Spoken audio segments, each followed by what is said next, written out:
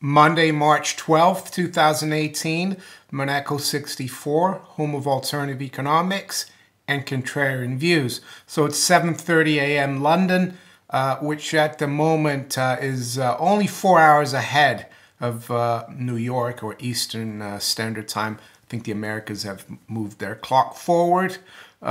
This morning, I want to look at the markets quickly, and I want to look at a few stories. One is in the Sunday Telegraph. It says here, corrupt Russians face UK visa ban.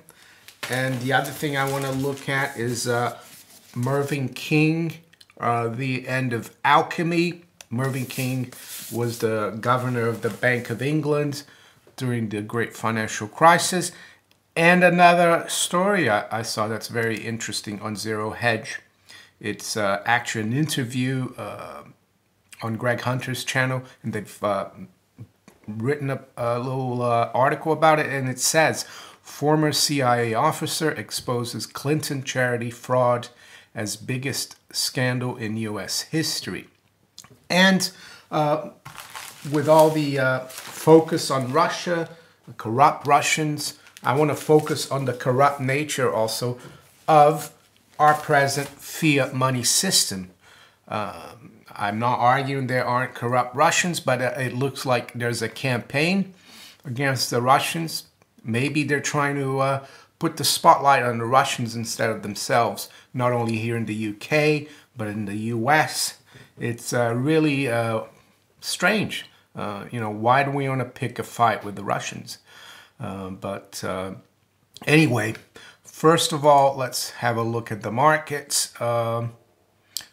Gold is down $1.30, 1321.89. The range has been 1321 to 1326. Silver is down 3.5 cents, 1654. Very narrow range, 1652 to 1665. The Dow is up 166 points. It's up 2/3% at 25,500.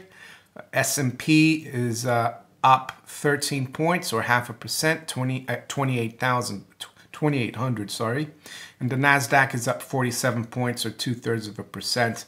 Currency-wise, the dollar is weaker all around, and gold and silver should be stronger, but they're not. The pound is up 15 pips or 0.1% at 138.64. Euro is up 0.2% at 123.28, and the dollar is down 0.25% against the yen at 106.57. The 10-year yield that we've been following, that's pretty much unchanged. It is above 290. It's at 2.9030. So up almost a basis points from last Friday. Of course, the key level to keep an eye on there is 295. I was also reading an article this weekend on Zero Hedge about the libor-ois spread, which is really spiking higher. And basically, I'm not going to go into the details of what it means, of what it is exactly, but what it means is that banks worldwide, international banks, are finding it harder and harder, and it's becoming more and more expensive to borrow in dollars. So that's what's going on, and that could cause a liquidity crisis. The last time this spread was where it is now was in 2012 during the European sovereign debt crisis. And what that is doing as well, it's making it harder for, like, for example, Japanese banks or European banks to hedge their exposure to U.S. treasuries, for example, or dollar investments, because it costs too much for them to now, if they buy, let's say, a 10-year note, it costs too much for them to hedge the foreign exchange risk.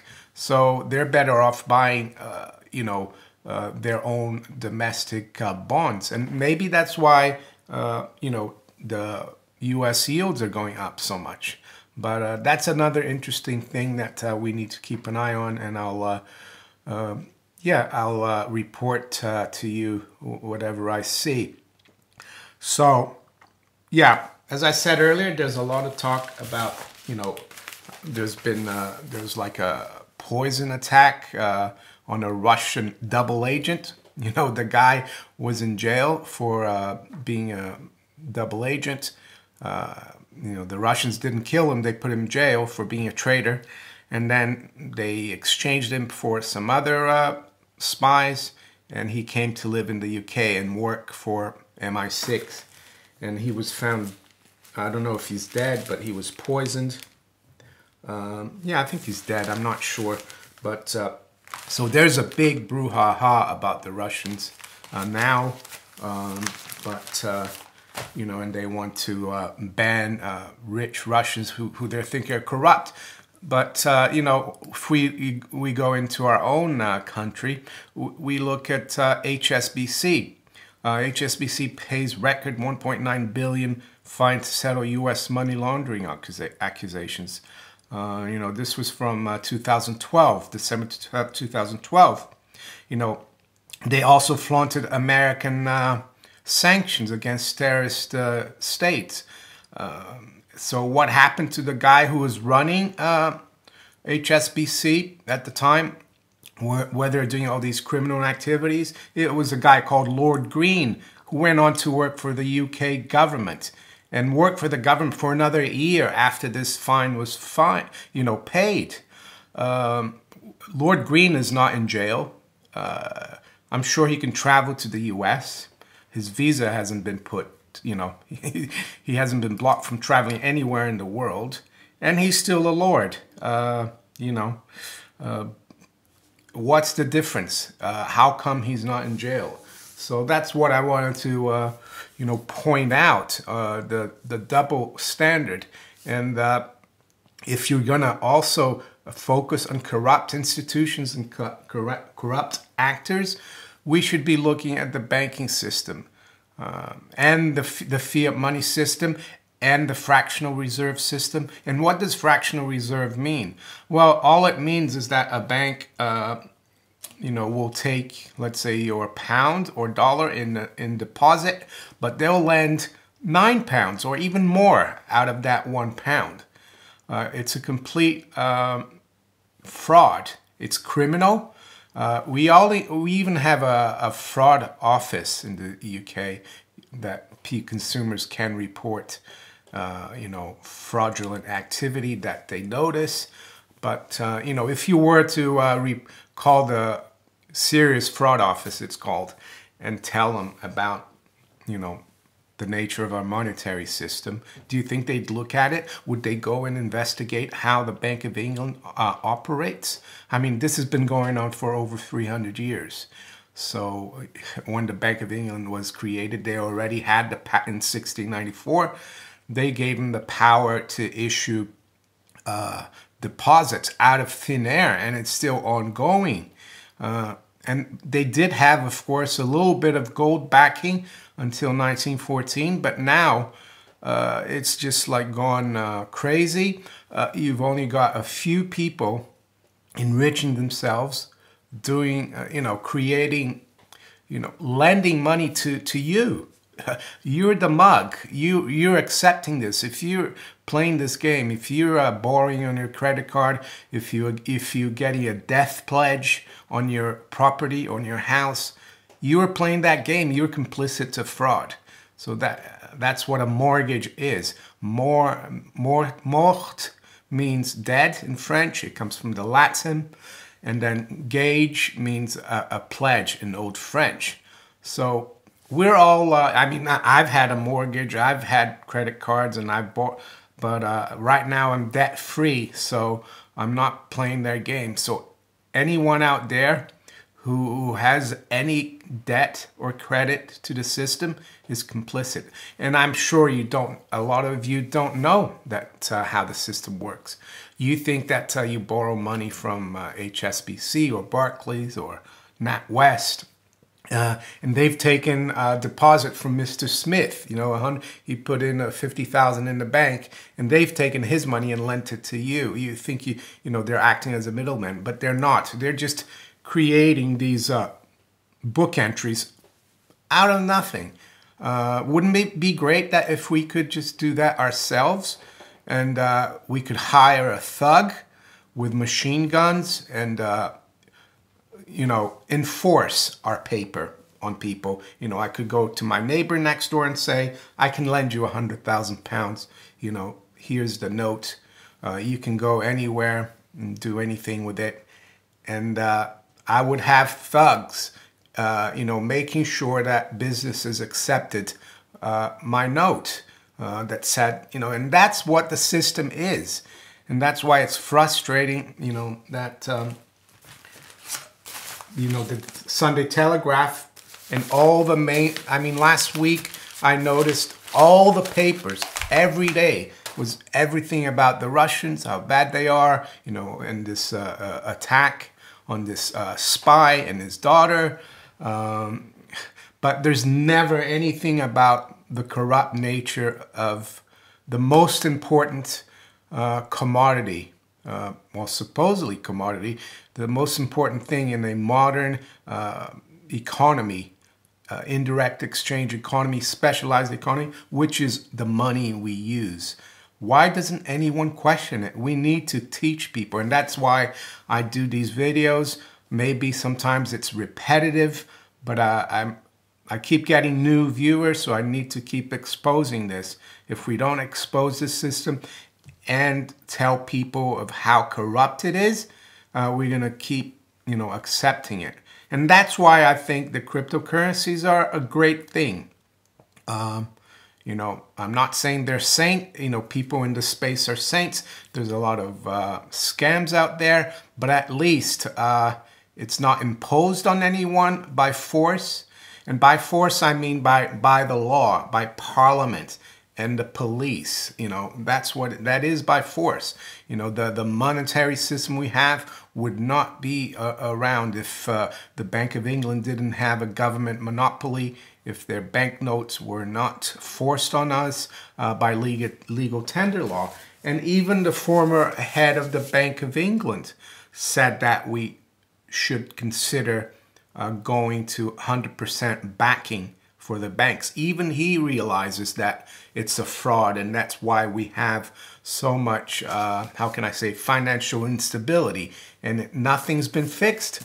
You know, our fractional reserve system has gone even more haywire, you know, because we've got even more debt. It's the oxygen of this fraudulent system is more debt issued by force. Of course, the public has to be willing to participate in it, and they get the younger people. But the younger people are starting to learn about this because they watch YouTube more than the older people. So that's encouraging. You know, a lot of the people that I've been in contact with in projects for cryptocurrencies are very young, and they said, "Oh, we've been watching your videos," and that's good. But you know, even Mervyn King here on page 261 says, even though the degree of alchemy of the banking system was much less 50 or more years ago than it is today. And I think what he means by that, the degree of alchemy was less, was that it was a lot less fraudulent. It wasn't, instead of being 3 times fraudulent, it's now like 10 or 20 times more fraudulent, because the banks are issuing, you know, 10 or 20 times more loans out of thin air. And he says, it is interesting that many of the most distinguished economists of the first half of the 20th century believed in forcing banks to hold sufficient liquid assets as reserves to back 100% of their deposits. So there you go. Even Mervyn King is suggesting in his book, but he didn't write this while he was governor of the Bank of England. You know, now he's retired. He's got his, I think he's a lord as well. So, you know, it seems like everyone who works in and does a great job to maintain this fraudulent system gets a knighthood and becomes a lord, like Stephen Green of HSBC. Still a lord and still not in jail. So And Mervyn King goes on to say, because a lot of people question, you know, if you're not going to have fractional reserve, how are we going to finance the economy? And he says very easy. You have banks that do 100% deposit backing, you know, where your money is safe, and you have other banks, investment banks, that issue, you know, equity for companies or ideas, a bit like ICOs, you would say. You know, the money has been raised on the back of the equity of the cryptocurrency, you know, the market cap of the cryptocurrencies. It's been and that's why they hate cryptocurrencies and what's going on. So that's what I wanted to talk about this morning. Hopefully it wasn't much of a rant, but yeah, don't let them fool you. You know, the mainstream media, the mainstream economists, they're all endowed and financed by the people in charge of our monetary system, the fraudulent system, and they'll do anything to keep the spotlight on a foreigner or, you know, on foreign regimes, and never put the spotlight on themselves. And that's what I'm here to do. Does that mean I hate the country where I live? No, I just don't like the, you know, the monetary system. It's got nothing to do with hating where you live. And I would do this anywhere else that I lived. You know, I would be critical. So if you enjoyed this video, please like, share it, subscribe to my channel if you haven't yet. You can also follow me on steemit.com and on Twitter. I'll talk to you later. Bye.